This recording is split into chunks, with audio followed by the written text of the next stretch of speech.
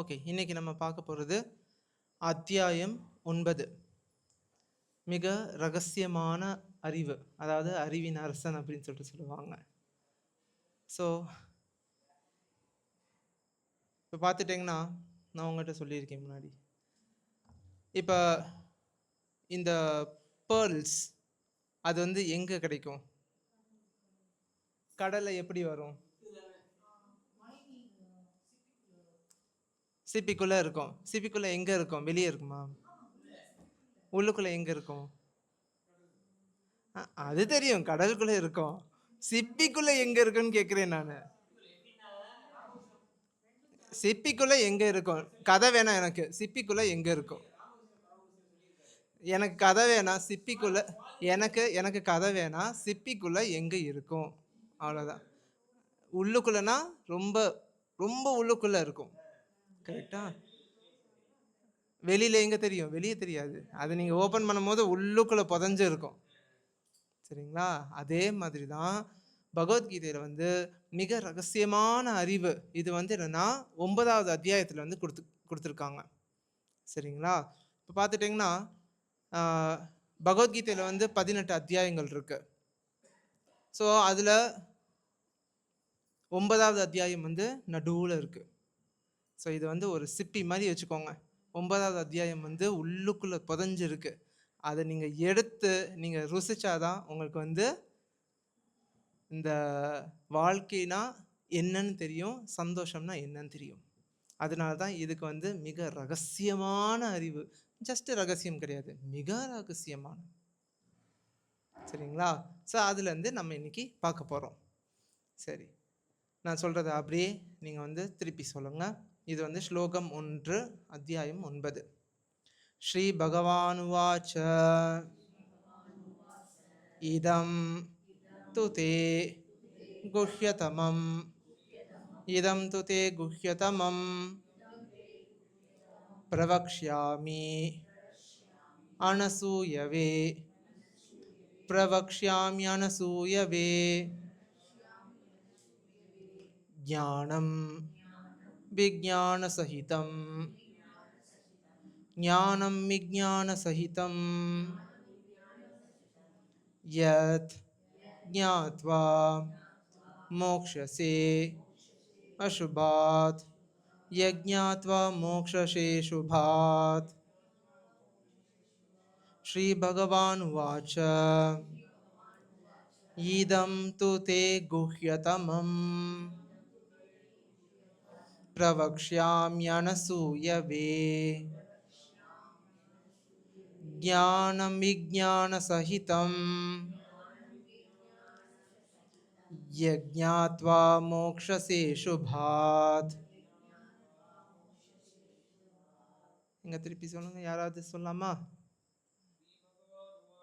ஸ்ரீ பகவான் வாச்ச இதம் து தே குஹ்யதமம் பிரவக்ஷ்யாம்யனசூயவே ஞான விஜ்ஞானசஹிதம் யஜ்ஞாத்வா மோக்ஷசே சுபாத். நீங்கள் ஒவ்வொரு வேர்டாக படித்தாலும் கூட ஓகே தான், ஆனால் படிங்க.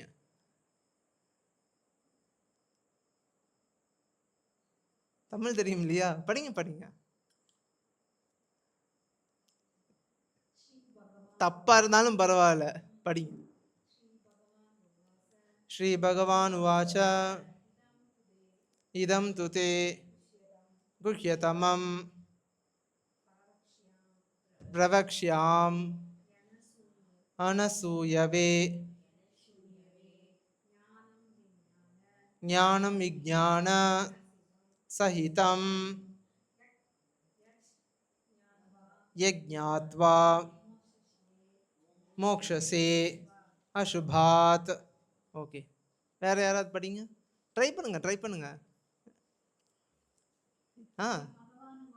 ஸ்ரீ பகவான் உவாச்ச இதம் து தே குஹ்யதமம் பிரவக்ஷ்யாம் அனசூயவே ஞானம் விஜ்ஞானசஹிதம் யஜ்ஞாத்வா மோக்ஷசே அசுபாத். Very good. இப்போ வேற யாராவது ட்ரை பண்ணுங்க. ஸ்ரீ பகவான் உவாச்ச இதம் துதே குஹ்யதமம் குஹ்யதமம் பிரவக்ஷ்யாம் யனசூயவே ஞானம் விஜ்ஞான சஹிதம் யஜ்ஞாத்வா மோக்ஷசே அசுபாத். Very good. ஓகே, இப்போ நெக்ஸ்ட் ஸ்லைட் பொருள் சொல் பார்க்கலாம். ஸ்ரீ பகவான் உவாச்ச புருஷோத்தமரான முழுமுதற் கடவுள் கூறினார், இதம் இந்த, து ஆனால், தே உனக்கு, குஹ்யதமம் குஹ்ய சொல்லுங்க பார்ப்போம். குஹ்ய ஹு ஹு குஹ்ய. ஓகே. மிக ரகசியமான, பிரவக்ஷ்யாமி கூறுகின்றேன், அனசூயவே பொறாமையற்ற, ஞானம் அறிவு, விஜ்ஞான அனுபவ அறிவு, சகிதம் உடன், யத் எதனை, ஞாத்வா அறிவதால், மோக்ஷ்யசே விடுதலை அடைவாய், அசுபாத் துன்பமயமான இந்த ஜட வாழ்விலிருந்து. ஓகே, மொழிபெயர்ப்பு. புருஷோத்தமரான முழுமுதற் கடவுள் கூறினார், எனதன்பு அர்ஜுனா, நீ என்றுமே என்னிடம் பொறாமை கொள்ளாதவன் என்பதால் எதனை அறிவதால் ஜட உலகின் துன்பங்களிலிருந்து விடுதலை அடைவாயோ அந்த மிக ரகசியமான ஞானத்தையும் விஞ்ஞானத்தையும் உனக்கு நான் அளிக்கிறேன். திருப்பி சொல்லுங்க. புருஷோத்தமரான முழுமுதற் கடவுள் கூறினார், எனதன்பு அர்ஜுனா, நீ என்றுமே என்னிடம் பொறாமை கொள்ளாதவன் என்பதால் எதனை அறிவதால் ஜட உலகின் துன்பங்களிலிருந்து விடுதலை அடைவாயோ அந்த மிக ரகசியமான ஞானத்தையும் விஞ்ஞானத்தையும் உனக்கு நான் அளிக்கிறேன். பொருளுரை. பரமபுருஷரை பற்றி கேட்க கேட்க பக்தன் மேன்மேலும் அறிவொளி பெறுகிறான். செவியுறுதல் என்னும் இவ்வழிமுறை ஸ்ரீமத் பாகவதத்தில் பரிந்துரைக்கப்பட்டுள்ளது. பரமபுருஷ பகவானை பற்றிய செய்திகள் மிகவும் சக்தி வாய்ந்தவை. அந்த சக்திகளை உணர்ந்தறிய பக்தர்களின் மத்தியில் முழுமுதற் கடவுளை பற்றிய விஷயங்களை விவாதிக்க வேண்டும். இது ஓர் அனுபவ ஞானம் என்பதால் ஏற்றுக்கல்வியாளரது சங்கத்தினாலோ மன அனுமானிகளின் சங்கத்தினாலோ இதனை அடைய முடியாது. பக்தர்கள் பரமபுருஷரின் தொண்டில் இடையறாது ஈடுபட்டுள்ளனர். அவ்வாறு கிருஷ்ண உணர்வில் ஈடுபட்டுள்ள ஒரு குறிப்பிட்ட பக்தனின் மனநிலையையும் நேர்மையையும் நன்றாக அறிந்த பகவான் பக்தர்களின் சங்கத்தில் கிருஷ்ண விஞ்ஞானத்தினை புரிந்து கொள்வதற்கான அறிவை அவனுக்கு வழங்குகிறார். கிருஷ்ணரை பற்றிய உரையாடல்கள் மிகவும் சக்தி வாய்ந்தவை. அதிர்ஷ்டமுடைய ஒருவன் பக்தர்களின் சகவாசத்தை பெற்று ஞானத்தை கிரகித்து கொள்ள முயன்றால் ஆன்மீக அனுபவத்தை நோக்கி அவன் நிச்சயமாக முன்னேற்றம் அடைவான். தனது திறன்மிக்க தொண்டில் மேன்மேலும் உயர்வடைய அர்ஜுனனை உற்சாகப்படுத்துவதற்காக இதுவரை தாம் கூறிய எல்லாவற்றையும் விட அதிக ரகசியமான விஷயங்களை இந்த 9ஆம் அத்தியாயத்தில் விவரிக்கின்றார் பகவான். பகவத்கீதையின் தொடக்கமான முதல் அத்தியாயம் இந்நூலின் மற்ற பகுதிகளுக்கு ஏறக்குறைய ஒரு முன்னுரையை போன்றது. 2ஆம் அத்தியாயத்திலும் 3ஆம் அத்தியாயத்திலும் விவரிக்கப்பட்ட ஆன்மீக ஞானம் இரகசியமானது எனப்படுகிறது. 7ஆம் அத்தியாயத்திலும் 8ஆம் அத்தியாயத்திலும் விவாதிக்கப்பட்ட பக்தி தொண்டை பற்றிய விஷயங்கள் கிருஷ்ண உணர்வின் ஞானத்தை நல்குவதால் மிக இரகசியமானது எனப்படுகிறது. ஆனால் 9ஆம் அத்தியாயத்தில் விளக்கப்பட்டுள்ள விஷயங்கள் களங்கமற்ற தூய பக்தியை பற்றியவை. எனவே இது மிக மிக ரகசியமானது, ரகசியங்களின் உத்தமம் என்று அறியப்படுகிறது. கிருஷ்ணரை பற்றிய உத்தம ரகசிய ஞானத்தில் நிலை பெற்றுள்ளவன் இயற்கையாகவே திவ்யமானவன். எனவே அவன் ஜட உலகில் இருந்தாலும் ஜட துயரங்கள் எதுவும் அவனுக்கு இல்லை.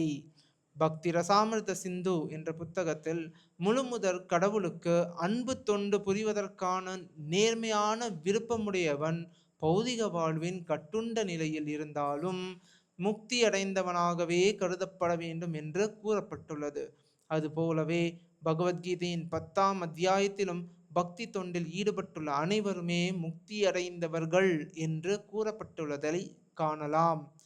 இந்த முதல் ஸ்லோகம் விசேஷ முக்கியத்துவம் கொண்டது. இதம் ஞானம்.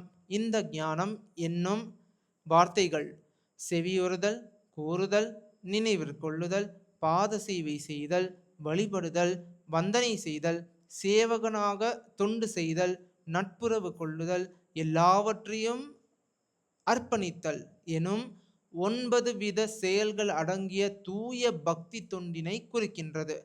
பக்தி தொண்டின் இந்த 9 முறைகளை பயிற்சி செய்பவன் கிருஷ்ண உணர்வில், அதாவது ஆன்மீக உணர்வில் ஏற்றமடைகிறான். இதன் மூலம் அவனது இதயம் பௌதிக களங்கங்களிலிருந்து தூய்மையடைந்து அவனால் கிருஷ்ணரை பற்றிய விஞ்ஞானத்தை புரிந்து கொள்ள முடியும். ஜீவாத்மா ஜடமல்ல என்பதை மட்டும் புரிந்து கொள்வது போதாது. இதனை ஆன்மீக தன்னுணர்வின் ஆரம்பமாக ஏற்றுக்கொள்ளலாம். ஆனால் உடலின் செயல்களுக்கும் தான் இந்த உடல் அல்ல என்பதை உணர்ந்தவனின் ஆன்மீக செயல்களுக்கும் உள்ள வேறுபாட்டை கண்டறிதல் அவசியம். பரமபுருஷ பகவானின் ஐஸ்வர்யங்கள், அவரது பல்வேறு சக்திகள், உயர்ந்த தாழ்ந்த இயற்கைகள் மற்றும் இந்த ஜட தோற்றத்தினை பற்றி நாம் 7ஆம் அத்தியாயத்தில் ஏற்கனவே விவாதித்தோம். இனி 9ஆம் அத்தியாயத்தில் பகவானின் பெருமைகள் விளக்கப்படும். இந்த ஸ்லோகத்தில் உள்ள அனசூயவே எனும் சமஸ்கிருத சொல்லும் மிக முக்கியமானதாகும். கீதையின் உரையாசிரியர்கள் மிகச்சிறந்த கல்விமான்களாக உள்ள போதிலும் பொதுவாக புருஷோத்தமரான முழுமுதற் கடவுள் கிருஷ்ணரின் மீது பொறாமையுடையவர்களாக உள்ளனர். மிகவும் தேர்ந்த பேராசிரியர்களும் பகவத்கீதைக்கு தவறான கருத்துரைகளை எழுதுகின்றனர். அவர்கள் கிருஷ்ணரின் மீது பொறாமை கொண்டிருப்பதால் அவர்கள் கருத்துரைகள் பயனற்றவை. பகவானின் பக்தர்களால் வழங்கப்படும் கருத்துரைகள் அங்கீகாரம் பெற்றவை. பொறாமையுடையவன் எவனும் பகவத்கீதையை விளக்கவோ கிருஷ்ணரை பற்றிய தெளிவான அறிவை வழங்கவோ இயலாது. கிருஷ்ணரை அறியாமலேயே அவரது நடத்தையை விமர்சனம் செய்பவன் முட்டாள். எனவே அத்தகைய கருத்துரைகளை மிகுந்த கவனத்துடன் தவிர்த்து விட வேண்டும்.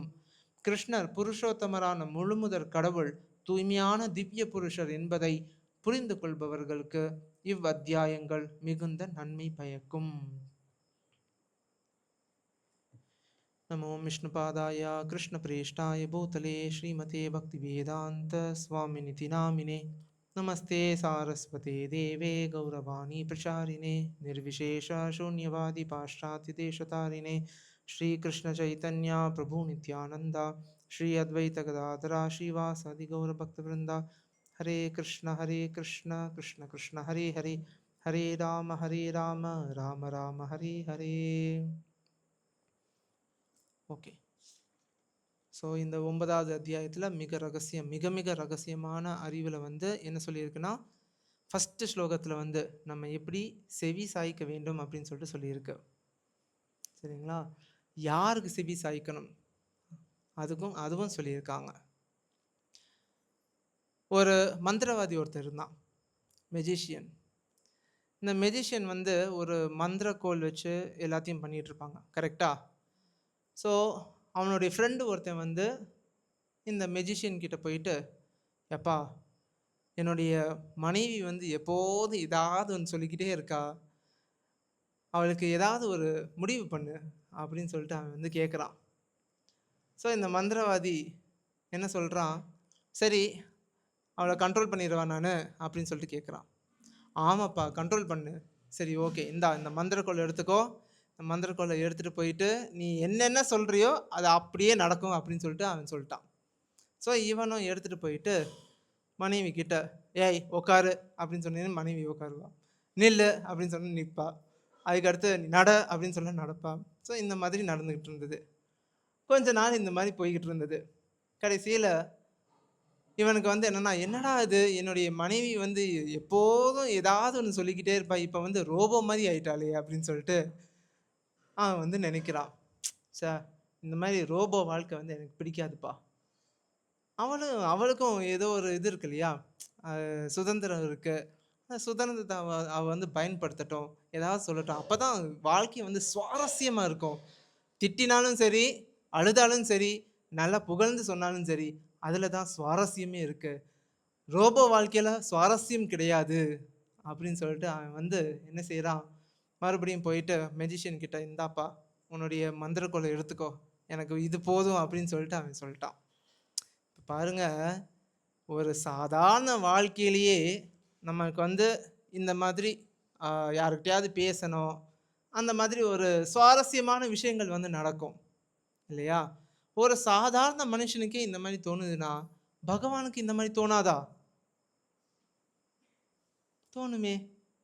ஸோ அதுக்காக வேண்டி தான் நிறைய பேர் கேட்பாங்க, எதுக்கு இந்த உலகத்துல வந்து இந்த மாதிரி கெட்டதெல்லாம் நடந்துகிட்டு இருக்கு, எல்லாரையும் நீங்க வந்து ரோபோவாக்க வேணாமா அப்படின்னு சொல்லிட்டு மக்கள் வந்து கேட்பாங்க.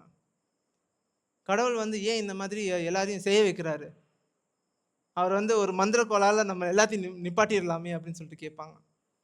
இல்ல, இது வந்து பகவான் வந்து அந்த மாதிரி நம்மளை வந்து படைக்கலை.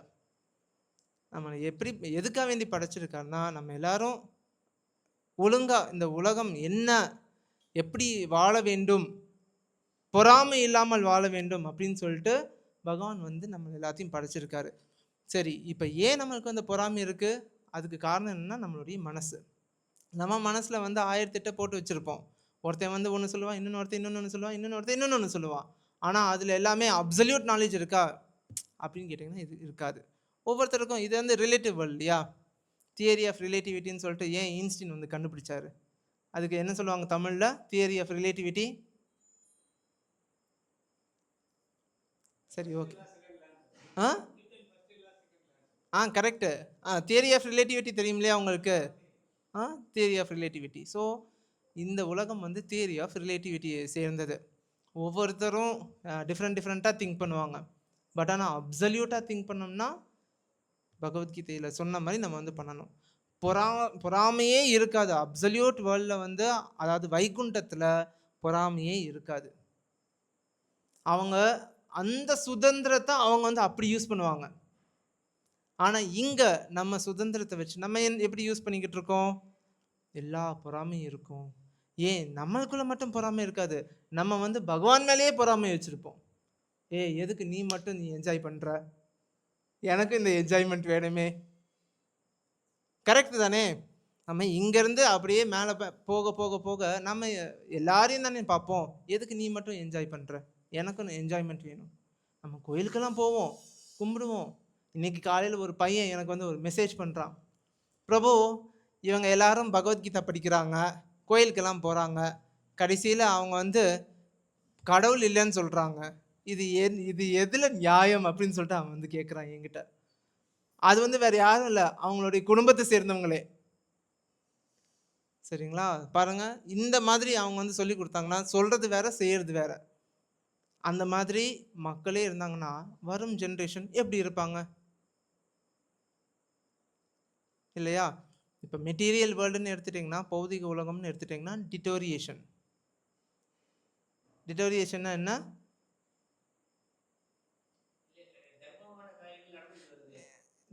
தர்மமான காரியங்கள் நடந்துட்டு வரலாம், பட் ஆனால் டிட்டோரியேஷன் இருக்கும். டிட்டோரியேஷன்னா தேய்மானம். மக்கள் மனசில் இருக்கிற அந்த தேய்மானம் இருந்துக்கிட்டே இருக்கும் எப்போதும். அது போக போக போக போக இப்போ வந்து ஏதோ கொஞ்சம் இந்த மாதிரி கோயில்கள் இருக்கிறனால ஏதோ போய்கிட்டு இருக்கு. ஆனால் கலியுகம் போக போக இந்த தேய்மானம் வந்து ஜாஸ்தி ஆயிரும். எல்லாரும் மிருகமாக தான் இருப்பாங்க.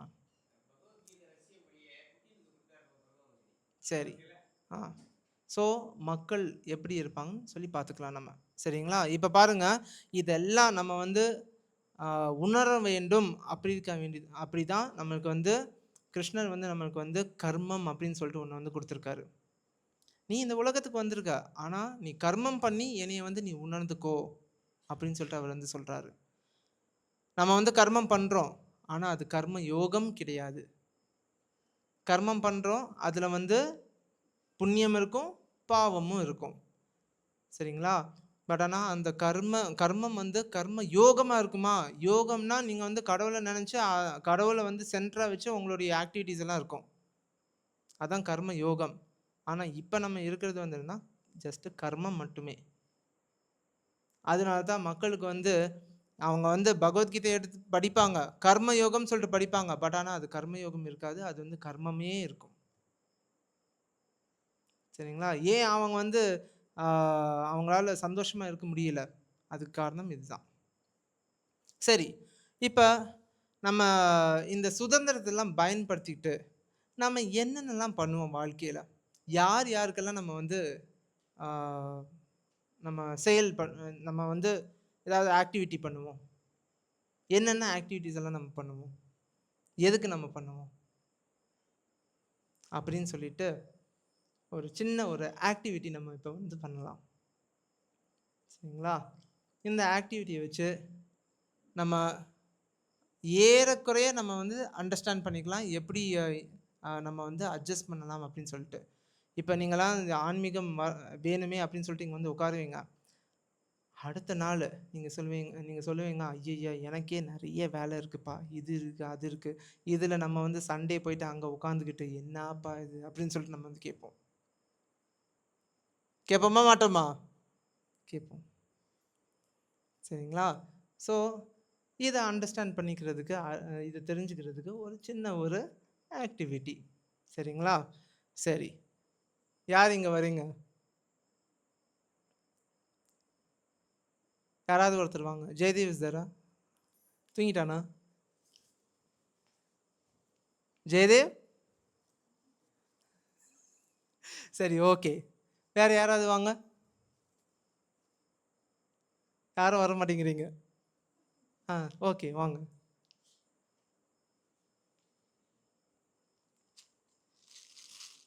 இதுல என்ன இருக்கு? மணலா? இதுல வந்து பாசி மாரி இருக்கு. சரிங்களா? பாசி மாதிரி. இவ்வளோ இது ஃபில் பண்ணி வச்சிருக்கோம். பாசி. சரிங்களா? சரி. இத பிடிச்சுக்கோங்க நீங்க. உட்கார்ந்தோம்னா உட்காந்துக்கோங்க நீங்க.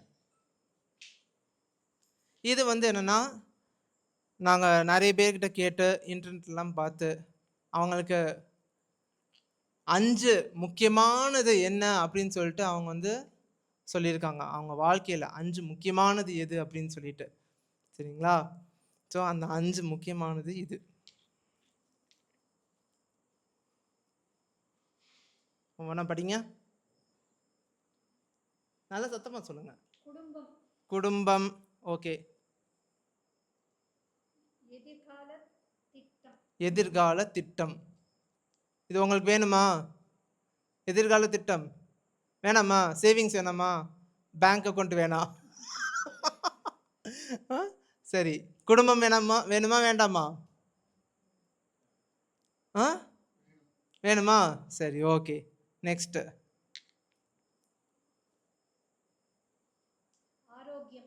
ஆரோக்கியம் வேணுமா? இது மட்டும். வேணும் வேணும் வேணும். சரி. நெக்ஸ்ட். வேலை. வேலை வேணுமா? கேரியர், ஒர்க் அதெல்லாம் ஃபோக்கஸ் பண்ணுவாங்க இல்லையா? சரி. நெக்ஸ்ட்.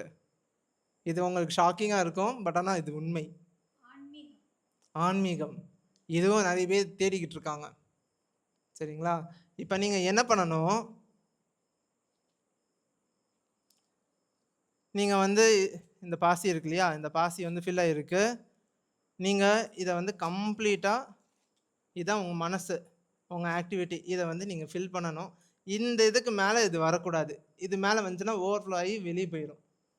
பால் வந்து பொங்கிச்சுன்னா என்ன ஆகும்? அந்த மாதிரி இருக்கும். இத எப்படி நீங்க வந்து எல்லாத்தையும் நீங்க வந்து உள்ளடக்கணும்.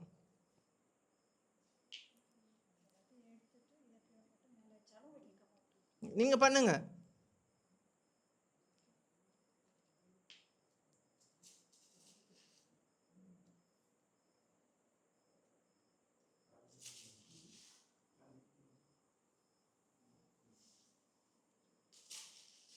சின்ன ஆக்டிவிட்டி மாதிரி தான் தெரியும்.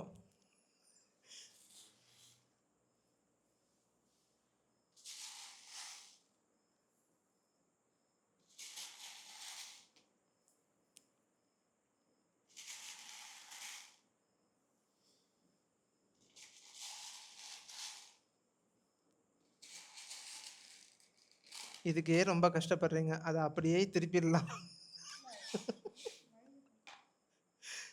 சரி, உங்களுக்கு எதிர்கால திட்டம் வேணுமா? குடும்பம், ஆன்மீகம், ஆரோக்கியம் எல்லாமே வேணும்.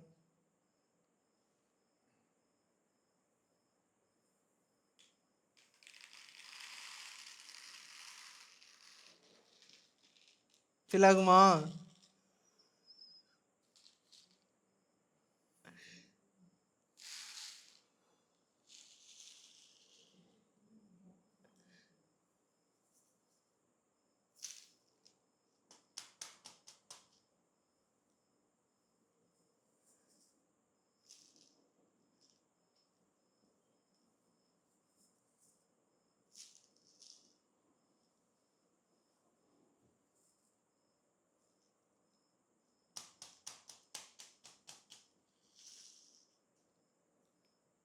எப்படி நல்லா குத்தி குத்தி வைக்கிறாங்க பாருங்க.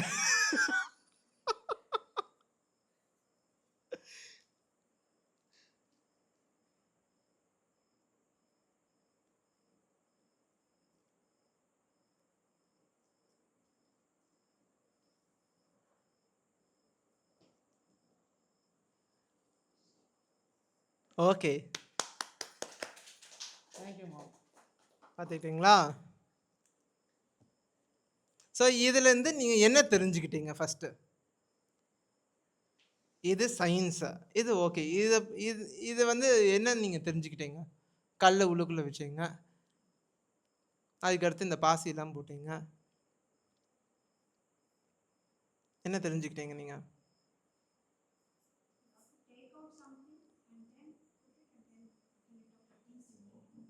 You have to take out something. எப்படி நீங்கள் வந்து மனசுலேருந்து எல்லாத்தையும் எடுத்துட்டீங்களா? இல்லாட்டா நீங்கள் செய்கிறது எல்லாத்தையும் ஸ்டாப் பண்ணிவிட்டு அதுக்கடுத்து எல்லாத்தையும் விட்டுட்டு மறுபடியும் ஃபஸ்ட்லேருந்து ஸ்டார்ட் பண்ணுவீங்களா? அன்னெசரி தாட்ஸ் இருக்குது. ஓகே, இப்போ நான் வந்து ஆக்டிவிட்டீஸ் பேஸ்டு. நீங்கள் வந்து கர்மம் பண்ணிக்கிட்டு இருக்கீங்க. ஒவ்வொரு கர்மமும் இருக்குது. ஆரோக்கியம், அதை பார்த்துக்கணும், அதுவும் ஒரு கர்மம். குடும்பம், அதையும் பார்த்துக்கணும், அதுவும் ஒரு கர்மம். ஆன்மீகம், அதுவும் பார்த்துக்கணும். அதுக்கடுத்து எதிர்கால திட்டம், இதெல்லாம் நம்ம வந்து பார்த்துக்கணும். ஸோ இதெல்லாம் நீங்கள் வந்து எல்லாத்தையும் இப்போ ஏதோ ஒரு வாழ்க்கை வந்து ஒரு டைரெக்ஷனில் போயிட்டுருக்கு, எல்லாத்தையும் ஸ்டாப் பண்ணிவிட்டு அதுக்கடுத்து நீங்கள் வந்து பண்ணுவீங்களா மறுபடியும் ஃபஸ்ட்லேருந்து? இல்லை எப்படி பண்ணுவீங்க? ப்ரையாரிட்டைஸ் பண்ணணும் இல்லையா?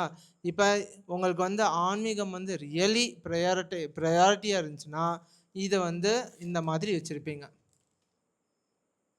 கல்லை வந்து ஃபஸ்ட்டு நான் போட்டு வச்சுருவேன் என்னுடைய வாழ்க்கையில். மீதி எல்லாம் சின்ன சின்ன இதெல்லாம் இருக்கும் இல்லையா, அது எல்லாத்தையும் வச்சு நீங்கள் அங்கங்கே நீங்கள் ஃபில் பண்ணுவீங்க, அவ்வளோதான். ஆனால் நம்ம இப்போ என்ன பண்ணிக்கிட்டு இருக்கோம்? உல்ட்டா பண்ணிக்கிட்டு இருக்கோம். இது எல்லாத்தையும் வெளியில் எடுத்துகிட்டு ஃபஸ்ட்டு சின்ன சின்னதெல்லாம் போட்டு இங்கே ஃபில் பண்ணி விட்டுருவோம். அதுக்கடுத்து எங்கே போய் உட்காரும்? இங்கே உட்காராது. ஸோ அதுக்கடுத்து சொல்லுவாங்க, ஐ எம் டூ பிஸி, எனக்கு எனக்கு டைமே இல்லை அப்படின்னு சொல்லிட்டு சொல்லுவாங்க. எங்கப்பா உங்களுக்கு டைம் இல்லை? இது இது வந்து நீங்கள் டைம் மேனேஜ்மெண்ட் நீங்கள் பண்ணிங்கன்னா, இது வந்து உண்மையிலே இம்பார்ட்டன்ட்டுன்னு தெரிஞ்சிச்சுன்னா அதை ஃபஸ்ட்டு நீங்கள் வந்து பிளாக் பண்ணிடுவீங்க இல்லையா? ஸோ இன்னைக்கு உங்கள் சுச்சுவேஷன் வந்து நல்லா இருக்கும், நாளைக்கு உங்கள் சுச்சுவேஷன் எப்படி இருக்குமோ தெரியாது. பட் ஆனால் இந்த 5ம் வெரி இம்பார்ட்டண்ட், முக்கியமானது. அதை எப்படி நம்ம வந்து ஃபஸ்ட்டு பாதுகாக்கிறது? இப்போ நான் இதை வந்து இம்பார்ட்டன்ட் வச்சுருக்கேன், ஏன் எதிர்காலத்தில் இதை வந்து இம்பார்ட்டன்ட் தோணாது? இதுவும் இம்பார்ட்டன்ட் தானே இல்லையா? எல்லா நேரமும் இந்த 5ம் வெரி இம்பார்ட்டண்ட். நம்ம வந்து காய்ச்சல் இருக்கிற சமயத்தில் நம்மளால் ஆன்மீகம் பண்ண முடியாது, ப்ராக்டிஸ் பண்ண முடியாது அப்படின்னு சொல்லிட்டு நிறைய பேர் சொல்லுவாங்க. ஏன் முடியுமே? ஏன் எங்களுக்கெல்லாம் காய்ச்சல் வராதா? வருமே இல்லையா? எல்லாரும் பண்ணலாம். மனம் இருந்தால் மார்க்கம் உண்டு இல்லைங்களா? ஸோ எந்த சந்தர்ப்பத்திலும் நம்ம வந்து பண்ணலாம். ஆனால் நம்மளை தடுக்கிறது என்ன? இது மனசு, மைண்ட் தான் நம்ம வந்து தடுக்கும். சின்ன பிள்ளையில் நான் வந்து கோயிலுக்கெல்லாம் போயிட்டு இருக்கும்போது அங்கே வந்து ஒரு யானை நின்றுட்டு இருக்கும். மீனாட்சி அம்மன் கோயிலில் யானை. ஸோ யானை வந்து ஒரே இடத்துல நின்று இப்படி டான்ஸ் ஆடிக்கிட்டே இருக்கும். என்னுடைய அப்பா அம்மா கிட்ட கேட்பேன் நான், ஏமா இந்த யானை வந்து இதே ஒரே இடத்துல நின்று டான்ஸ் ஆடிக்கிட்டு இருக்கு அப்படின்னு சொல்லிட்டு. அவங்க வந்து சொல்லுவாங்க, யானை பார்க்கன்னு இருக்கான் இல்லையா, அதனால தான் அவன் வந்து சொல்லி வச்சிருப்பான் அப்படின்னு சொல்லிட்டு அவங்க வந்து மழுப்பிட்டாங்க. ஆனால் உண்மையான காரணம் என்ன? உண்மையான காரணம் ஏன் அந்த யானை வந்து ஒரே இடத்துல இருந்து டான்ஸ் ஆடிக்கிட்டு இருக்கு? அப்பா அப்பா அப்பா, என்ன பதில், என்ன பதில்! அதுக்கு யோகா பண்ண சொல்லலாமே.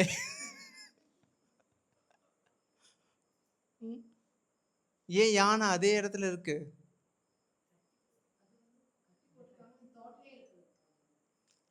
கட்டி போட்டிருக்காங்கன்னு தாட்லயே இருக்கு.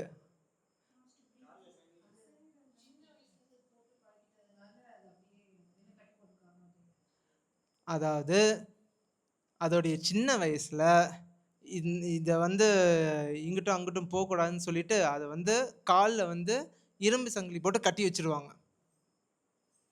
சரிங்களா? அது வந்து வளர வளர அதுக்கு வந்து தெரிய வருமா, ஐயையோ நம்மளால மூவ் பண்ணவே முடியாது, இரும்பு சங்கிலி வந்து என் காலில் இருந்துச்சுன்னா நான் நகர முடியாது.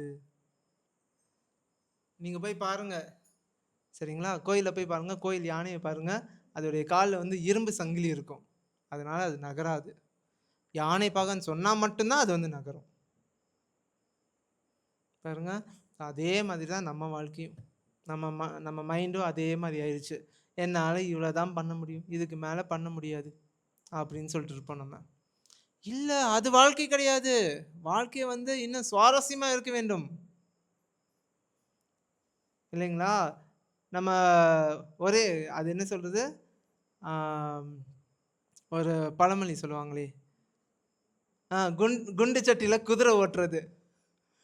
குண்டு சட்டியில் மட்டும்தான் குதிரை ஓட்டிக்கிட்டு இருக்கோம் நம்ம,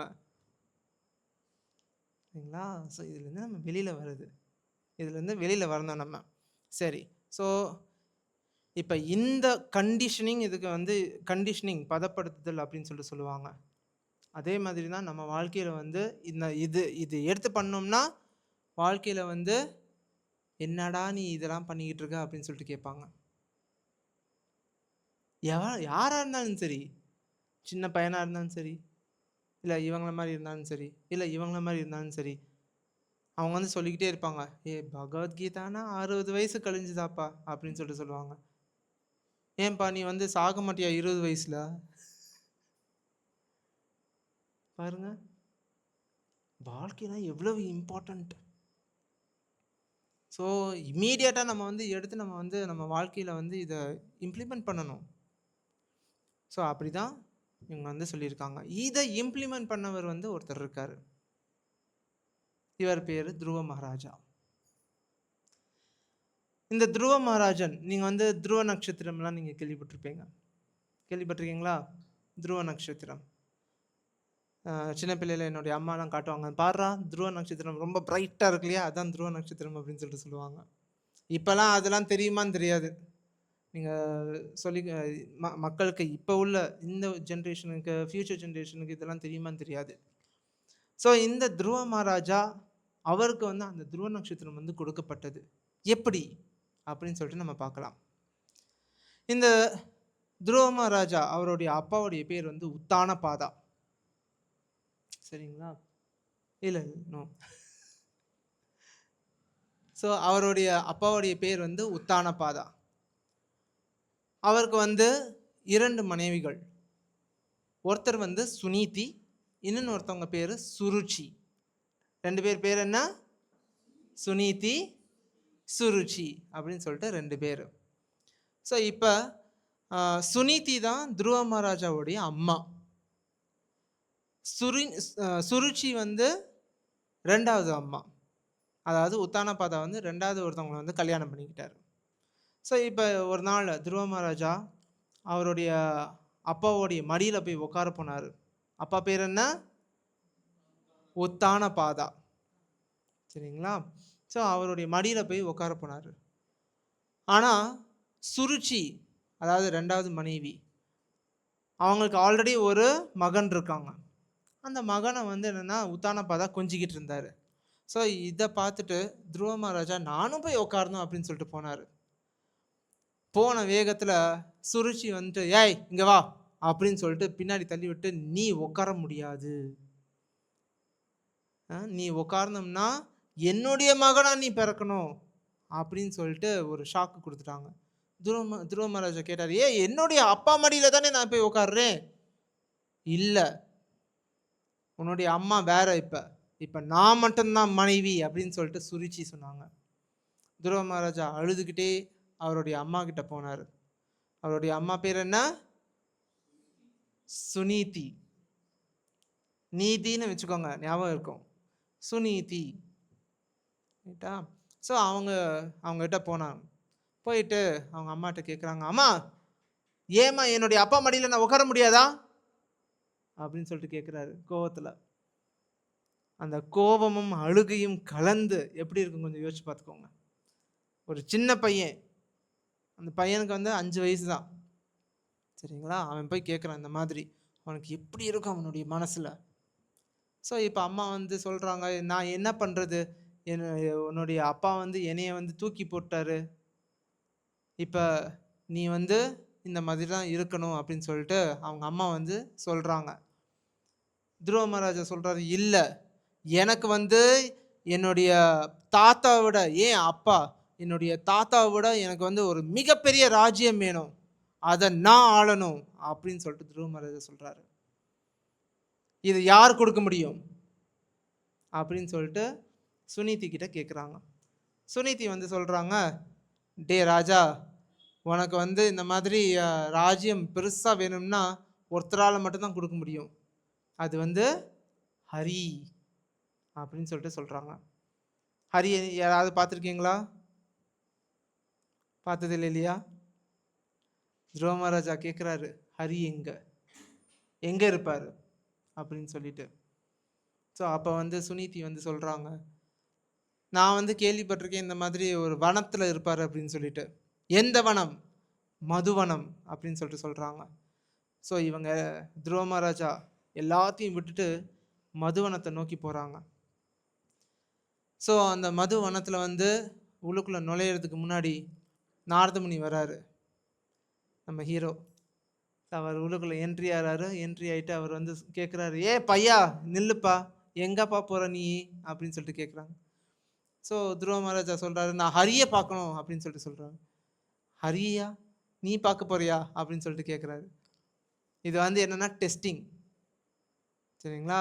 ஒரு ஆச்சாரியர், ஸ்பிரிச்சுவல் மாஸ்டர், அவங்க வந்து ஃபஸ்ட்டு டெஸ்ட் பண்ணுவாங்க, சீடன் வந்து உண்மையிலேயே சீரியஸா இல்லையா அப்படின்னு சொல்லிட்டு.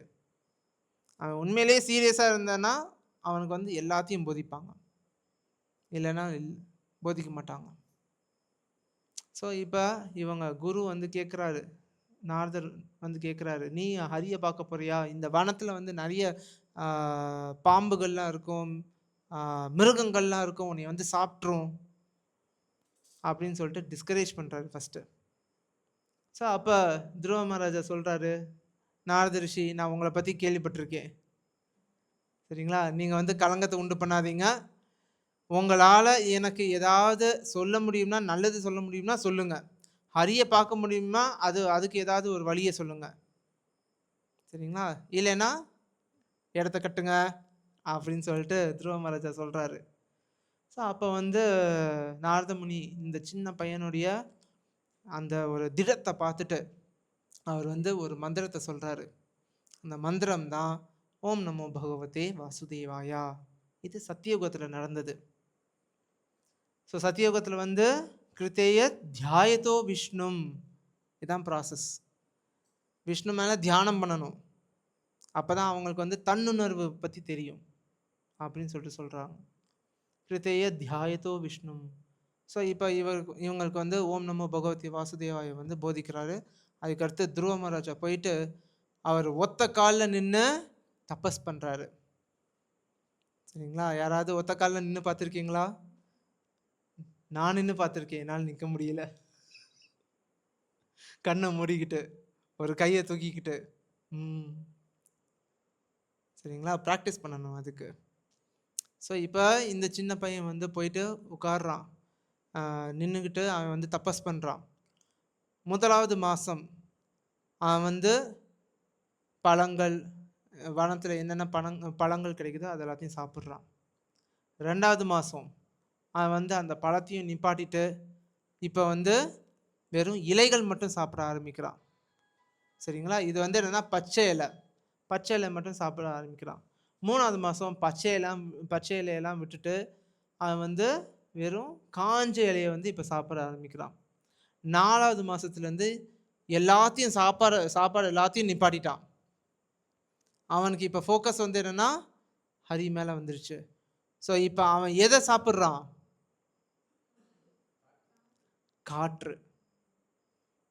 காற்று வந்து சாப்பிட்றான். இப்போ 5வது மாதத்தில் கம்ப்ளீட்டாக அதையும் ஸ்டாப் பண்ணிட்டான். இப்போ ஃபுல்லாக சஃபகேஷன். சரிங்களா? இப்போ இவன் வந்து என்னென்னா இந்த உலகத்தில், இந்த பிரபஞ்சத்தில் இருக்கிற காற்று எல்லாத்தையும் அவன் வந்து இழுக்கிறான்னு வச்சுக்கோங்களேன். அந்த வாயு எல்லாமே அவன் வந்து இழுக்கிறான். இப்போ நம்ம எல்லாருமே உயிர் வாழ முடியாது, மூச்சு விட முடியாது நம்மளால். ஸோ அப்போ வந்து தேவர்கள் எல்லாரும் போயிட்டு ஹரி நாராயணன் கிட்ட அவங்க எல்லாரும் போய் சொல்கிறாங்க இந்த மாதிரி, அப்பா நாராயணா, இந்த சின்ன பையன் வந்து ஏதோ ஒன்று பண்ணுறான், எங்களால் மூச்சு விட முடியல, ஏதாவது பண்ணுங்க அப்படின்னு சொல்லிட்டு சொல்கிறாங்க. ஸோ அப்போ வந்து நாராயணன் அவர் தபஸ் பண்ணுற இடத்துக்கு போகிறாரு. துருவ மகாராஜா தபஸ் பண்ணுற இடத்துக்கு போகிறாரு. போயிட்டு இது 6வது மாதத்தில் நடந்தது. அவர் வந்து கண்ணை திறந்த உடனே ஹரி வந்து முன்னாடி நிற்கிறாரு. எதற்கு அவன் வந்து தபஸ் பண்ணானோ அது 6வது மாதத்துலேயே அவனுக்கு வந்து கிடைச்சிருச்சு. நிறைய பேர் நூற்றுக்கணக்கான வருஷம், ஆயிரக்கணக்கான வருஷம் தபஸ் பண்ணுவாங்க. எதுக்கு தபஸ் பண்ணுறாங்கன்னே தெரியாது. அவங்க வந்து கேட்பாங்க, நான் இந்த உடல் கிடையாது, நான் இந்த உடல் கிடையாது, நான் இந்த உடல் கிடையாது. சரி, ஓகே, நீ வேற யாரு? அவங்களுக்கு வந்து பதிலே கிடைக்காது. அவங்க வந்து ஒரு ஆன்மீக குருவை நாடுவது வரைக்கும் அவங்களுக்கு வந்து இந்த ஞானம் கிடைக்காது. அதாவது பக்தி என்னும் ஞானம் அவங்களுக்கு வந்து கிடைக்காது. நான் இந்த உடல் கிடையாது அப்படின்னு தான் அவங்களுக்கு வந்து தெரியும், அவ்வளோதான். ஸோ இப்போ இந்த துருவ மகாராஜா வந்து சொல்கிறாரு, நான் வந்து ஹரியை பார்த்துட்டேன். பார்த்த பிறகு அவர் வந்து எதை கேட்கணும்னு நினச்சாரு?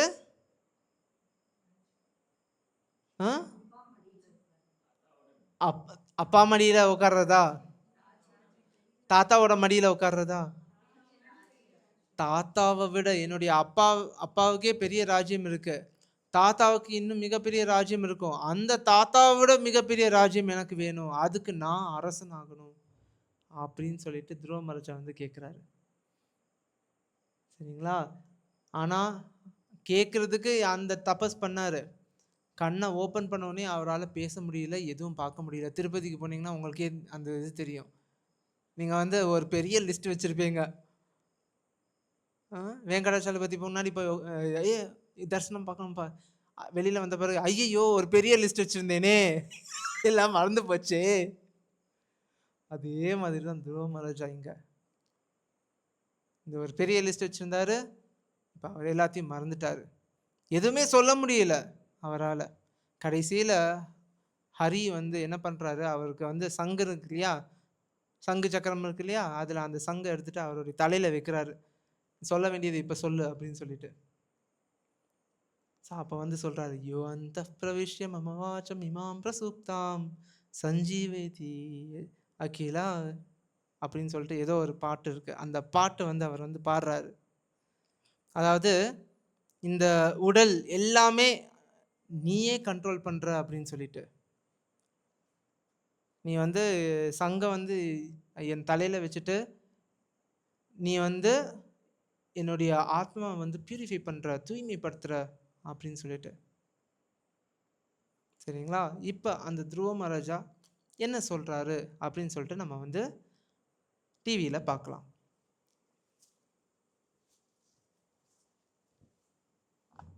சரி. இங்க பாருங்க, பகவானின் தாமரை பாதங்களை வணங்கி தனது உறுதியின் விரும்பிய பலனை அடைந்த போதிலும் துருவ மகாராஜா மிகவும் மகிழ்ச்சி அடையவில்லை. இதனால் அவர் தனது வீட்டிற்கு திரும்பினார். எல்லாம் முடிச்சுட்டு அவர் வீட்டுக்கு திரும்புறாரு. சரிங்களா? ஆனா அவருக்கு மகிழ்ச்சியே இல்லை. ஏன்? கடவுளை பார்த்துட்டாரு. கடவுளை பார்த்த பிறகு மகிழ்ச்சியா இருக்கணும் இல்லையா? மகிழ்ச்சியே இல்லை. ஏன் பார்க்கலாம் நம்ம. விதுரர் விசாரித்தார். விதுரர் மைத்திரிய ரிஷி கிட்ட இதை விசாரிச்சாரு. என் அன்பான பிராமணரே, பகவானின் இருப்பிடத்தை அடைவது மிகவும் கடினம். எது பகவானுடைய இருப்பிடம்? வைகுண்டம். மிகவும் பாசமுள்ள கருணையுள்ள இறைவனை மகிழ்விக்கும் தூய பக்தி சேவையால் மட்டுமே அதை அடைய முடியும். துருவ மகாராஜா ஒரு வாழ்க்கையில் கூட இந்த நிலையை அடைந்தார். மேலும் மனசாட்சியுடனும் இருந்தார்.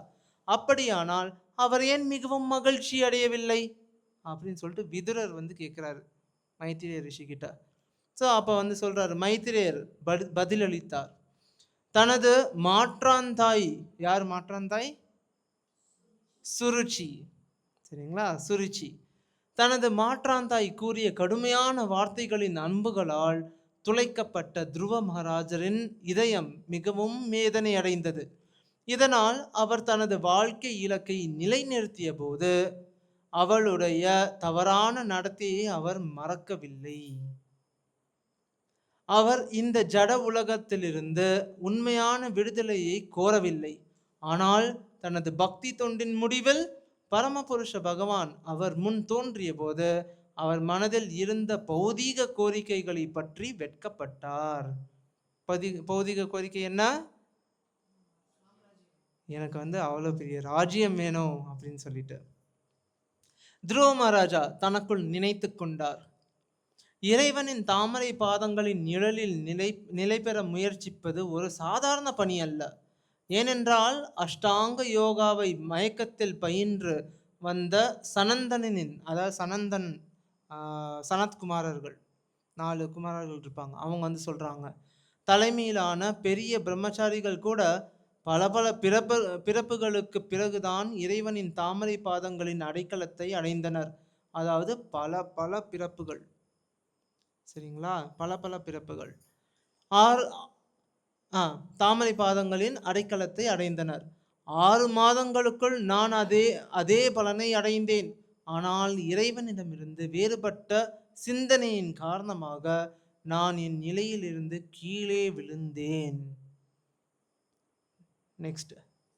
ஓகே, அவர் சொல்றாரு, ஐயோ என்னை பாருங்கள், நான் மிகவும் துரதிருஷ்டவசமானவன். பிறப்பு மற்றும் இறப்பு மீண்டும் நிகழும் சங்கிலியை உடனடியாக துண்டிக்கக்கூடிய பரமபுருஷரின் தாமரை பாதங்களை அணுகினேன். ஆனால் என் முட்டாள்தனத்தால் அழியக்கூடிய விஷயங்களுக்காக நான் பிரார்த்தனை செய்தேன். எல்லாமே அழிஞ்சிரும், நம்ம எதுக்கு வந்தோம் இல்லையா?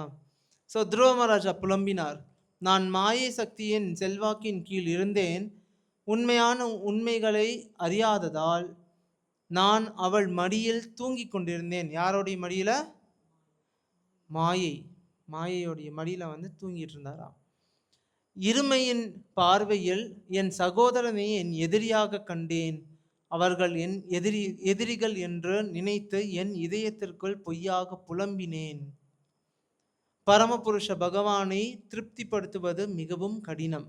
ஆனால் என் விஷயத்தில் நான் முழு பிரபஞ்சத்தின் பரமாத்மாவையும் திருப்திப்படுத்தி இருந்தாலும் பயனற்ற விஷயங்களுக்காக மட்டுமே நான் பிரார்த்தனை செய்துள்ளேன்.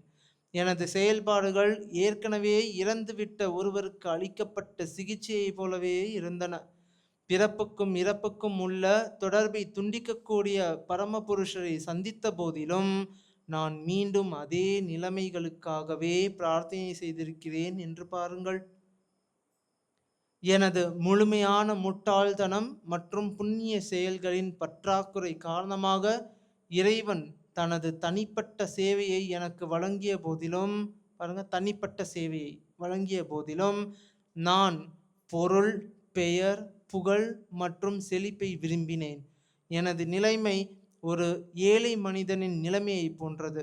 அவர் கேட்கும் எதையும் கொடுக்க விரும்பிய ஒரு பெரிய பேரரசை திருப்திப்படுத்திய போது அறியாமையால் ஒரு சில உமி அரிசியை மட்டுமே கேட்டார். பெருசா ஏதோ ஒன்று கொடுக்க வராரு ஹரி. பட் ஆனால் நம்ம அவருடைய முட்டாள்தனத்தால சின்னதா ஏதோ கேட்குற மாதிரி அவர் கேட்டுட்டு போயிட்டார். இப்போ நம்ம முன்னாடி கடவுள் வந்து தோன்றினார்னா நம்ம என்ன கேட்போம்? இது முன்னாடியே நான் கேட்டிருக்கேன். நம்மளுடைய நிலைமை என்னவா இருக்கும்?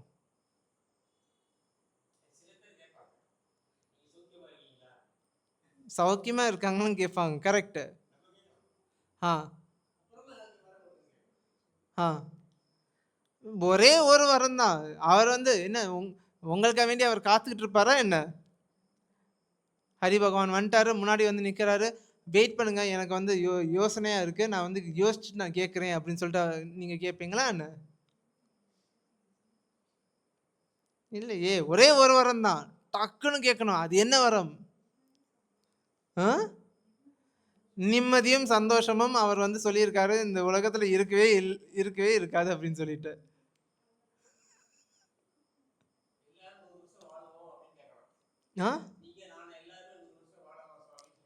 100 வருஷம் கழிஞ்சு எங்க போறீங்க நீங்க? 100 வருஷம் கழிஞ்சு நீங்க எவ்வளவு வருஷம் வாழ்றீங்கன்னு பிரச்சனை கிடையாது. எப்படி வாழ்றீங்க, எந்த நினைவை வச்சு வாழ்றீங்க, அதான் முக்கியம். சரிங்களா? ஸோ அதான் ரொம்ப ரொம்ப முக்கியமானது. நம்ம எந்த நிலைமையை வச்சிருக்கோம். ஸோ இதெல்லாம் பார்த்துட்டிங்கன்னா நம்ம வாழ்க்கையில வந்து ஹரி அவர் வந்து உண்மையிலே அந்த பக்தி அவருக்கு காட்டணும்னா ஒரே ஒரு இது இருக்கு. இப்போ அவரை பற்றி நம்ம வந்து தெரிஞ்சுக்கணும், அவர் யார் அப்படின்னு சொல்லிட்டு. நம்ம முன்னாடி நிற்கிறவர் அவருடைய ஸ்டேட்டஸ் என்ன இல்லைங்களா? சும்மா நம்ம வந்து தெரிஞ்சு யாரோ வந்து நின்றுருக்காரு, நம்ம ஏதோ கேட்குறோம் அப்படின்னு சொல்லிட்டு இருக்கக்கூடாது இல்லையா? அவருடைய ஸ்டேட்டஸ் என்ன? அவர் எதற்காக வேண்டி வந்திருக்காரு, எதற்காக வேண்டி இந்த பகவத்கீதையை கொடுத்துருக்காரு? பகவத்கீதைன்றது ஒரு லவ் லெட்டர்னு சொல்லுவாங்க நம்மளுக்கு எல்லாத்துக்குமே. Love letter. நீ எதுக்குப்பா இங்கே இருக்க, நீ வாப்பா, என்னை தேடி வாப்பா, இல்லையா? ஸோ அவர் வந்து நம்மளுக்கு வந்து இது எல்லாமே ஒரு பாசத்தோடு அவர் வந்து கொடுத்துருக்காரு. அந்த பாசம் வந்து என்னென்னா அன்கண்டிஷனலாக இருக்கணும், கண்டிஷன் போடக்கூடாது. நீ எனக்கு இது கொடுத்தா தான் உனக்கு வந்து நான் பாசமாக இருப்பேன் அப்படின்னு சொல்லிட்டு. நான் சின்ன பிள்ளையில் இருக்கும்போது நிறைய பேர் எக்ஸாம் எழுதுவாங்க, என்னுடைய ஃப்ரெண்ட்ஸ் எல்லாருமே. அவங்க வந்து சொல்லுவாங்க, ஏய் என்னுடைய அப்பா அம்மா வந்து எனக்கு சைக்கிள் வாங்கி தர போகிறாங்கடா, நான் வந்து நல்லா படிக்கணும். ஆடா பாவி, நல்லா ஒரு சைக்கிள் வாங்குறதுக்காக வேண்டி நல்லா படிக்கிறியா நீ அப்படின்னு சொல்லிட்டு கேட்பேன் நான். பாருங்க. ஸோ அந்த கண்டிஷன் இருக்கக்கூடாது. எனக்கு இது கொடுத்தாதான் நான் வந்து உனக்கு அந்த பாசமெல்லாம் நான் காட்டுவேன் அப்படின்னு சொல்லிட்டு. அந்த மாதிரி இருக்கக்கூடாது. காதல்லே பார்த்துட்டிங்கன்னா இப்போ பாருங்க, காதல் நிறைய படமெல்லாம் எடுப்பாங்க இல்லையா? பார்த்ததும் காதல், அதுக்கடுத்து கொஞ்ச நாள் கழிச்சு ஒரு காதல், பார்க்காமலே காதல் பண்ற படம் இருக்கு தெரியுங்களா? பாருங்க, படத்துல வந்து அதை காட்டும் போது ஏன் நம்ம பார்க்காமலே நம்ம வந்து ஹரிய வந்து பாசம் காட்ட முடியாது? ஒரு படத்துல அவன் வந்து காட்டுறான், அப்ப ஏன் நம்ம வந்து பார்க்காம காதல் பண்ண முடியாது? கண்டிப்பா பண்ண முடியும். பகவான் நம்மளுக்கு என்னெல்லாம் கொடுத்திருக்காரு? பார்க்காமலே நம்மளுக்கு என்னெல்லாம் கொடுத்திருக்காரு? சட்டை குடுக்கலையா? துணிமணி குடுக்கலையா? சாப்பாடு குடுக்கலையா? மூச்சு குடுக்கலையா? நல்ல குடும்பம் குடுக்கலையா? பணம் குடுக்கலையா? என்னதான் குடுக்கல அவரு? ஏன் இவங்க வந்து கடவுள் இல்ல, கடவுள் இல்லன்னு சொல்லிட்டு திரியிறாங்க? ஒண்ணுமே தெரியல. ஸோ, படத்துல வந்து பார்க்காமலே காதல்ன்னு சொல்றாங்க. ஆனா, இங்க வந்து கடவுள் இல்லன்னு சொல்றாங்க. அது எப்படி? நம்ம வந்து இப்ப ருக்மிணி தேவி பார்த்துக்கோங்க. ருக்மிணி கேள்விப்பட்டிருக்கீங்க இல்லையா? ருக்மிணி பாமா, பாமா ருக்மிணி கேள்விப்பட்டிருப்பீங்க இல்லையா? ஸோ அந்த பாமா ருக்மிணியில ருக்மிணி அவங்க வந்து ஆ, கிருஷ்ணருடைய மனைவி. அவங்க வந்து சாக்ஷாத் லக்ஷ்மி தேவி வந்து அவதாரம் பண்ணி வந்திருக்காங்க. அவங்க வந்து கிருஷ்ணரை எப்பவுமே பார்த்ததே கிடையாது. அவர் வந்து நாரத முனி கிட்ட கேட்குறாங்க. கிருஷ்ணர் இந்த மாதிரி, கிருஷ்ணர் அந்த மாதிரி அப்படின்னு சொல்லிட்டு. அப்போ ருக்மிணி தேவி வந்து ஒரு லவ் லெட்டர் எழுதி அனுப்புறாங்க கிருஷ்ணருக்கு. கிருஷ்ணா, என்னைய வந்து ஒரு துரோகி கிட்ட கல்யாணம் பண்ணி வைக்க போறாங்க. நீ வந்து என்னைய காப்பாத்துப்பா. நான் வந்து என்னுடைய குரு கிட்ட கேட்டிருக்கேன். யார் அவங்களுடைய குரு? அங்கேயும் நாரதர் தான். நாரதர் என்னுடைய குரு. அவர் வந்து சொல்லியிருக்காரு உன்னைய பத்தி. நீயே வந்து என்னைய வந்து காப்பாத்து அப்படின்னு சொல்லிட்டு சொல்றாங்க. ஸோ அப்போ வந்து ருக்மிணி தேவியை வந்து மணந்தார் கிருஷ்ணர். பாருங்க, அன்கண்டிஷனல். அவங்க வந்து சொல்லலை, கிருஷ்ணா நீ வந்து கருப்பா, கருப்பு வேணாம்ப்பா, நீ எப்படி இருப்ப, எதுவும் எனக்கு வேணாம், ஜஸ்ட் நீ வந்து என்னைய மணந்துக்கோ. அதான் ருக்மிணி தேவி சொல்றாங்க. ஸோ அதே மாதிரி நம்ம ஏன் பண்ண முடியாது? ஸோ அப்படி ஒரு பாசம் இருந்துச்சுன்னா அவருக்கு நம்ம எது வேணாலும் பண்ணுவோம் இல்லையா? என்ன கேட்டாலும் செய்வோம் இல்லையா? அதான் அன்கண்டிஷனல். ஸோ இதுதான் சைத்தன்ய மகாபிரபு சொல்லியிருக்காரு. ஆஷ்லிஷ்யவா பாதரதாம் பினஷ்டுமாம் அதர்ஷனான் மர்மஹதாம் கரோத்துவா யதா ததாவா விததாத்து லம்பட்டோ மத் பிராணநாதஸ்து சேவனாபரக. நீ என்னைய வந்து தூக்கி போட்டு துவம்சம் பண்ணாலும் சரி, என்னைய நல்லா கட்டிக்கிட்டு அரவணைச்சாலும் சரி, நீ தான் என்னுடைய பகவான் எப்போதுமே அப்படின்னு சொல்லிட்டு அவர் வந்து சைத்தன்ய மகாபிரபு வந்து சொல்றாரு. இதுதான் பக்த பிரகலாதனும் அதே தான் செஞ்சார் இல்லையா? ஸோ நீங்கள் பக்த பிரகலாதர் மகாவதார் நரசிம்மா மூவி எல்லாம் பார்த்துருப்பீங்க. அதில் பாருங்கள், அவர் வந்து என்னென்ன இன்னல் வந்து சந்திக்கிறாரு. பட் ஆனால் அவருடைய எண்ணம் வந்து என்றைக்குமே மாறலை. எல்லாரும் கேட்குறாங்க, ஏய் இன்னும் நீ ஹரி பகவானை வந்து நம்பிக்கிட்டு இருக்கியா? நீ செத்து போயிடுவடா. பரவாயில்ல, அவர் நினைக்கிறாரு. நான் சாகணும்னு நினச்சாருன்னா ஓகே நான் சாகுறேன், வாழணும்னு நினச்சாருன்னா நான் வாழ்கிறேன் இல்லையா? அவ்வளோதான், முடிஞ்சு போச்சு. நான் வந்து நல்ல செல்வ செழிப்போடு இருக்கணுமா? Okay fine. இல்லை நான் ஏழையாக வாழணுமா? Okay fine. அவர் தான் என்னுடைய பகவான். என்னுடைய கர்மங்களுக்காக வேண்டி அவர் எல்லாத்தையும் பண்ணிட்டு என்னுடைய கர்மங்கள் எல்லாத்தையும் கட் பண்ணுறாரு. கர்மங்களை கட் பண்ணாதானே நம்ம வந்து நெக்ஸ்ட் வைகுண்டம் போக முடியும். வைகுண்டம் போயிட்டு அங்கே வந்து அந்த சுதந்திரத்தை வந்து முழுமையாக நம்ம வந்து பயன்படுத்த முடியும். இங்கே உள்ள சுதந்திரம் வந்து பொறாமை, எல்லாத்துக்குமே பொறாமை இருக்கும், பேராசை இருக்கும். ஆனால் வைகுண்டத்தில் வந்து அது இல்லவே இல்லை. பொறாமையும் இருக்காது, பேராசையும் இருக்காது இல்லையா? ஸோ அந்த மாதிரி ஒரு உலகம் இருக்கு. போக வேணாமா? போகணும் இல்லையா? ஸோ இந்த ஒரு இது பார்த்துட்டிங்கன்னா சுதந்திரம். நாளைக்கு வந்து என்னென்னா பக்தி சித்தாந்த சரஸ்வதி தாக்கூர், ஸ்ரீல பிரபுபாத் ஆச்சாரியர் அவருடைய குரு, அவருடைய நினைவு நாள் திரோபாபம். ஸோ இப்போ பாருங்க, ஸ்ரீல பிரபுபாதர் அவருடைய குருவை வந்து ஃபஸ்ட்டு மீட் பண்ணும்போது அவர் வந்து சொல்கிறார், இந்த மாதிரி நீங்கள் எல்லாருமே சின்ன பிள்ளைங்க, இதெல்லாம் நீங்கள் கிருஷ்ணா கான்ஷியஸ்னஸ், இந்த கிருஷ்ண பக்தி எல்லாத்தையும் எடுத்துகிட்டு நீங்கள் வந்து மற்றவங்களுக்கு கொடுத்து எல்லாரையும் சந்தோஷமாக்கணும் அப்படின்னு சொல்லிட்டு அவர் வந்து சொல்கிறார் ஃபஸ்ட்டு மீட்டிங்கில். சரிங்களா? ஸோ அப்போ வந்து என்னென்னா இந்தியா வந்து சுதந்திரம் பெறலை. ஸோ அப்போ வந்து ஸ்ரீல பிரபுபாதர் வந்து ஒரு நேஷ்னலிஸ்ட் மூமெண்ட்டில் வந்து இருந்தார். அதாவது சுபாஷ் சந்திர போஸ், அந்த ஒரு நேஷனலிஸ்ட் மூமெண்ட், மகாத்மா காந்தி அவருடைய நேஷனல் மூமெண்ட்ல வந்து இருந்தார். ஸோ அப்போ அவர் வந்து கேட்குறாரு அவருடைய குரு கிட்ட, நம்ம இந்தியா வந்து இப்போ சுதந்திரமே பெறலை, இந்த ஆன்மீகத்தை உட்காந்து யாரு கேட்பாங்க அப்படின்னு சொல்லிட்டு அவர் வந்து கேட்குறாரு. ஸோ அப்போ அவருடைய குரு வந்து பதில் சொல்றாரு, எப்பா நீ வந்து சுதந்திரம் பெறல, இந்தியா சுதந்திரம் பெறல அப்படின்னு சொல்லிட்டு சொல்லிக்கிட்டு இருக்க. நான் வந்து மக்கள் மனசே வந்து சுதந்திரமா இல்ல அப்படின்னு சொல்லிட்டு நான் சொல்லிக்கிட்டு இருக்கேன். அவங்க வாழ்க்கையே வந்து சுதந்திரமா இல்ல அப்படின்னு சொல்லிட்டு நான் சொல்லிக்கிட்டு இருக்கேன். 3 கிளேஷங்கள் இருக்கு. தாபத்ரயம் சொல்லுவாங்க. அத்தியாத்மிகா, அதிபௌத்திகா, தெய்வீகா கிளேஷா அப்படின்னு சொல்லிட்டு. அத்தியாத்மிகனா என்ன? மனசளவுல அந்த ஒரு இன்னல்கள் வரும். அதுலேருந்து அவங்க வந்து சுதந்திரம் பெற்றுருவாங்களா? அப்படின்னு சொல்லிட்டு அவர் வந்து கேட்குறாரு. 2வது அதிபௌத்திகா. இந்த கொசு, ஈ இதெல்லாம் வந்து டிஸ்டர்ப் பண்ணும். கொசு, ஈன்னு நான் சொல்றேன். ஆனா மக்களே வந்து டிஸ்டர்ப் பண்ணுவாங்க. இல்லைங்களா? ஸோ அவங்க வந்து டிஸ்டர்ப் பண்றாங்க. அந்த ஒரு இன்னல் குடுக்குறாங்க. இதுலேருந்து நீ சுதந்திரம் பெறுவாயா? அப்படின்னு சொல்லிட்டு அவங்க கேட்குறாங்க. தெய்வீகா. அதாவது இயற்கை சீற்றம். இந்த இயற்கை சீற்றத்திலேருந்து நீ வந்து சுதந்திரம் பெறுவாயா? அப்படின்னு சொல்லிட்டு கேட்குறாங்க. பிரபுபாதருக்கு வந்து உங்களுக்கு ஏதாவது ஆன்சர் இருக்கா? ஏதாவது ஆன்சர் இருக்கா உங்ககிட்ட? எப்படி இதுலேருந்து விடுதலை பெற முடியும்? ஸ்பெஷல பிரபுபாதரும் பேசல. இப்போதான்ப்பா நான் வந்து எப்போதுமே கிளாஸ் ஃபஸ்ட்டு. பிரபுபாதர் சொல்றாரு, நான் எப்போதுமே கிளாஸ் ஃபஸ்ட்டு.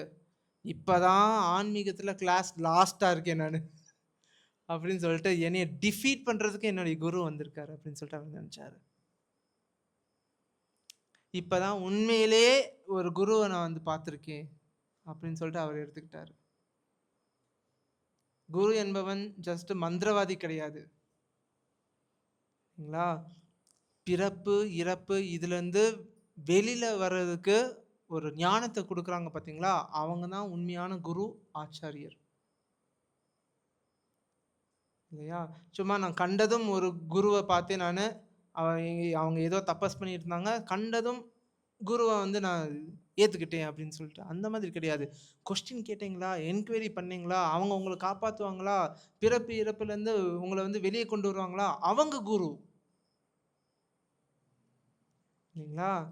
ஏஷாம் துவந்தகதம் பாபம் ஜனானாம் புண்ணிய கர்மனாம் தே துவந்த மோக நிர்முக்தா பஜத்தே மாம் திருடவிரதாக.